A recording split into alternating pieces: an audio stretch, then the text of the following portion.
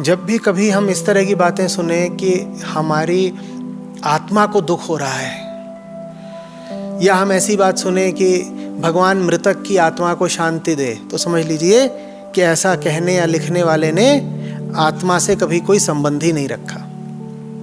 आत्मा के साथ कर्ता, कर्म, करण, इनका कोई नाता नहीं जोड़ा जा सकता, क्योंकि आत्मा अपने आप में पूर्ण है। सत्य एक होता है, 50 नहीं होते। आत्मा के हिस्से नहीं होते। आत्मा को इसीलिए अनवयव कहा गया है। उसके कोई हिस्से नहीं होते, उसके कलपुर्जे नहीं होते, उसे अखंड कहा गया है। उसे तुम तोड़ नहीं सकते। दो आत्माएं नहीं हो सकती हैं।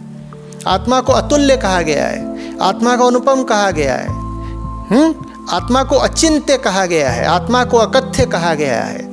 उसके बारे में सोचा नहीं जा सकता, उसके बारे में कुछ कहा नहीं जा सकता। आत्मा अकल्प है, उसकी कल्पना तक नहीं करी जा सकती। और हम आत्मा को लेकर के कितनी कहानियां बनाते रहते हैं।